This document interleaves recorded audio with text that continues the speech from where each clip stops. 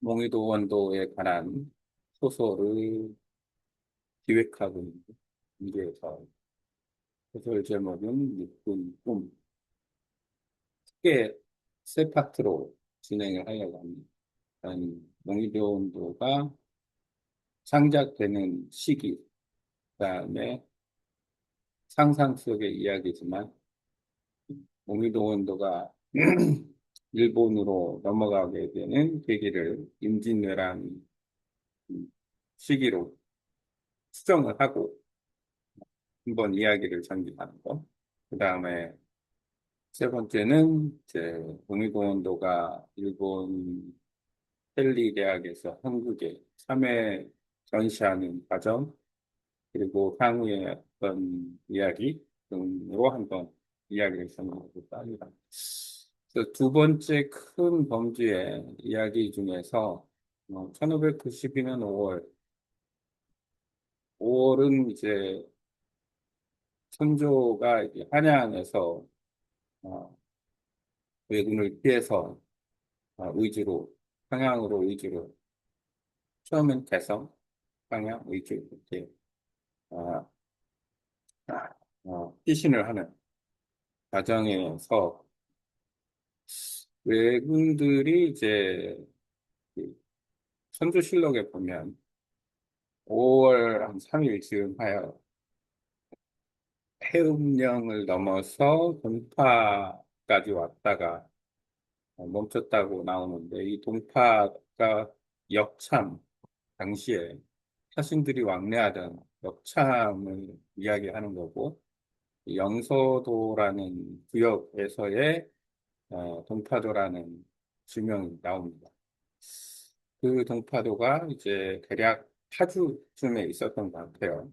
그러면 그 전에 이제 아, 고향 지역에 있던 고향의 덕양 대자리, 대자암이 있던 장소에 대자암이 왕실 사찰인데 조선시대의 왕실 사찰이라는 거는 사실 고려 때하고는 전혀 다른 거죠. 왜냐하면 조선시대에는 유교 정책을 썼고 특히 이제 불, 불도, 어, 미해불 뭐 등에 의한 어떤 그런 어떻게 보면 사후의 세계를 믿는다라는 거는 불교 쪽에서의 그 신앙, 종교관이고 유교는 이런 불교하고는 전혀 상관이 없는 거니까. 그 불교 왕실에서도 불교는 계속 유지가 어느 정도. 하지만 전체적인 기조에서는 불교는 고려 때만큼 장려가 된 종교는 아니다.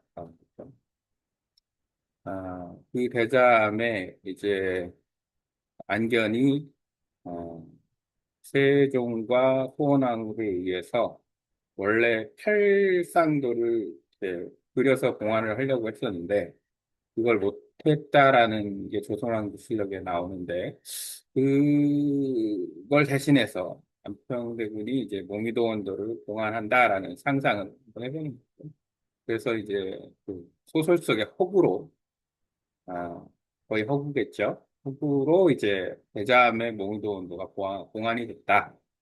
그런 상황에서 지금 5월 달에 1590년 5월 임진년에 도성이 함락이 되고 선조는 피난을 가고 역도를 거쳐서 그런 과정 속에서 이걸 그 AI를 활용해서 이제 조금 그 내용을 좀 리뷰하면서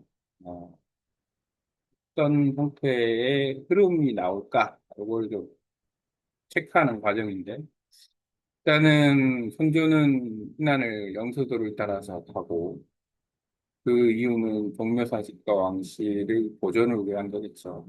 그러니까 왕이 에, 예를 들어서 불복하거나 잡히면 뭐 항복을 해야 되는 상황이니까 어떻게 보면은 선조의 선택이 나쁜 선택은 아닐 수도 있어요. 만약에 선조가 도성에 있다가 왜군에게 잡혔으면 게임 끝이니까 어쨌든 선조가 피난을 하고 명나라가 도우러 오고 이렇게 명맥이 유지가 된 건 사실이니까 한양을 점령한 왜군 선발대 타버린 국토와 피난민이 젊은.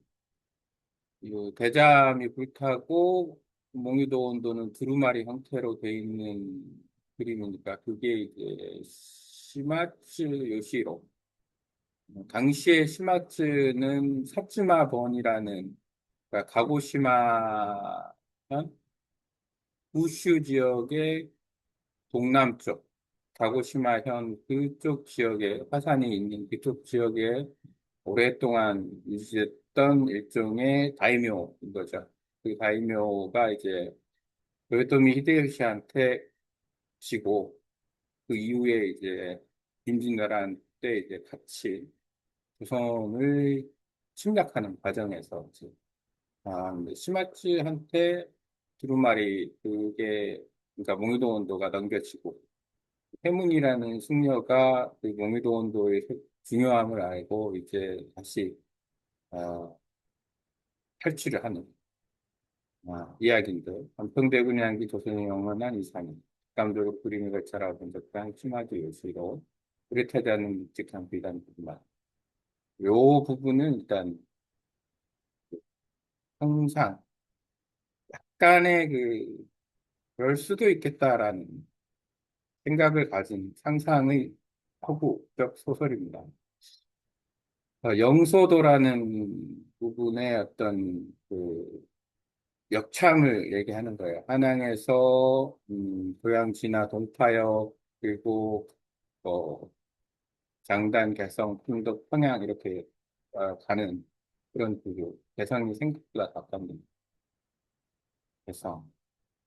위주로 현안되던 영서도 양주, 고양, 파주 일대 7개 역, 영서, 벽제, 마산, 동파, 청교, 산의 중면에 관한 핵심 교통망. 이게 아마 이건 조금 내용이 약간 이상한데 왜냐하면 영서 안에 동파가 있었던 걸로 되는데 좀 AI의 문제점이 이런 게 있습니다. 영목지점, 사생로, 충지이자 피난이 첫 번째 관문 모든 과부하가 동파역입니다. 이건 좀 흥미있는 얘기인데 동파역은 사신들이 왕래하는 역인데 약간 북부권에 있으니까 영리가 32명, 꽤 많네요. 영록이 남자 15명, 여자 6명, 영마 총 14개, 상등마, 중등마, 하등마가 이렇게 있었다. 여지도서 세종실록 출처라고 하는데 이건 확인을 해 봐야 되는 거고, 믿거나 말거나인 거기 때문에 1차적으로는 확인을 해 봐야 됩니다. 하지만, 또 그런 것도 있구나라는 거는 뭐 어느 정도 사실이 되니까. 선조 일단 결단 5월 3일 이시면 선조가 이제 그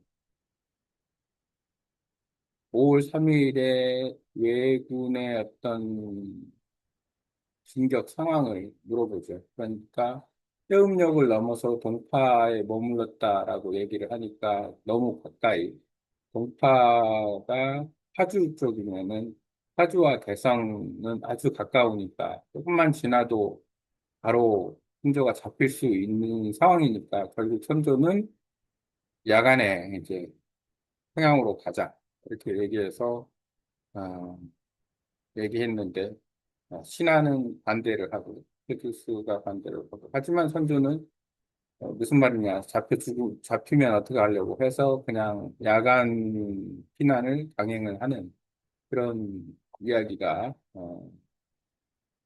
선조실록에 나옵니다. 대자의 함락과 병인된 목함을 한양이 잿더미가 된 후 외부는 조선왕조 왕실이 숨겨리는 그한 대자함이 됐다. 대자함의 어떤 상징성이 요 몽유도원도에는 항상 플레이스 장소로서 의미가 있는 거죠. 승려들이 피로 물든 바닥의 병인된 목함이 열리고 세월의 흐름으로 들어오진 나름 지났다. 워미도온도가 이제 발견되는 상황이고, 그걸 이제 대장을 터는, 이렇게 말하면 약탈하는 왜군이 이제 시마즈 요시로에게 갇히게 되고, 그 시마즈 요시로가 이제 이 안평대군, 그 안견이 그린 워미도온도를 보고, 지금 현재로서는 몽유도 원도가 일본의 현리대학에 소장되어 있기 때문에 사실 여차저차 해서 분명히 조선에 있던 또는 뭐 구한말 대한제국에 있던 그림이 일본에 간 건 분명한 거고 어찌어찌 해서 텔리대 도서관에 그 텔리대라는 게 일본의 힐리교하고도 연관성이 있는 거니까 이런 좀 풀어볼 만하다 이야기적으로는 안평대군의 이게 요시로가 그 안평대 몽유도원도를 봤을 때 일단 어, 한자가 있으니까 그 내용을 읽어볼 수 있고 거기에 시문까지도 있고 그러니까 상당히 가치 있는 그림이다라는 걸 알게 되겠죠. 전장의 피비린내와 탈의색에 나서는 피한 하지 않은 복숭아꽃 대웅전이 빛하고 있으면 비단 이상의 영원한 평화를 품고 있습니다. 어쨌든 의미 아니라 부족해 남은 노승의 시간입니다. 이때 노승은 아니고 31세 해문 스님이 생각 속의 인물이죠. 15년째 한문을 지킨 대자암 승려 해문. 왼쪽 어깨에 범상을 입고 축열도 나무를 든 작은 조각칼 한 자루를 가지고 해문은 그 외군들을 쫓아서 추격을 해서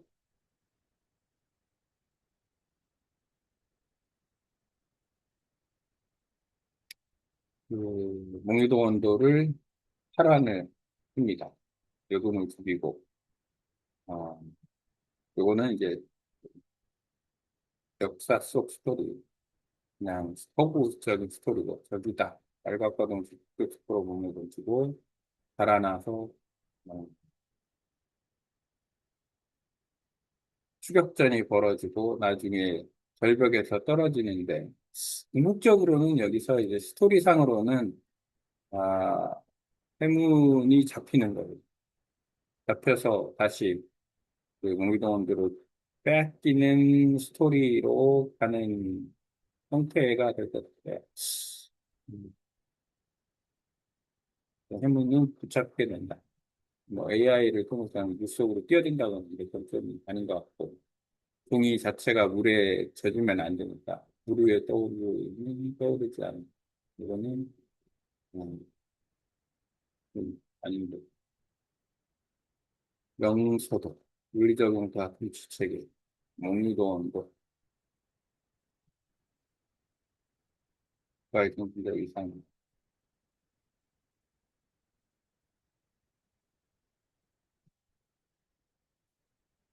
크게 의미는 없고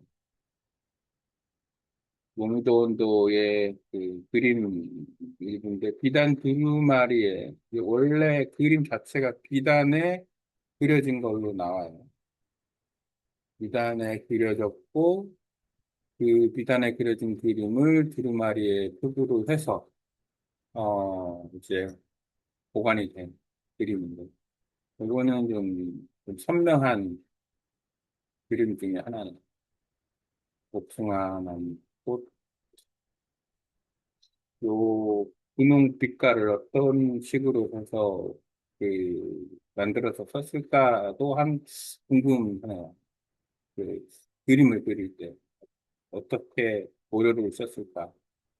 뭐 어차피 이 여백과 작물 어, 나머지는 묵화, 산수화는 묵화인데 색채화라는 개념으로서 보면 그거 역시도 사실 독특하지 않나라는 생각이 색채를 썼다라는 것 자체가 글귀 속에서 조선이 감이 들었다. 고아원에서 있었던 화곡이니까 그림이나 이런 것 관련해서 특히나 왕실, 뭐 행차도 이런 걸 그리는 데 있어서의 어, 색을 사용하는 기술이 아주 좋았다라고 볼 수 있겠죠. 음, 어쨌든 몽이도원의 일부입니다. 여기까지.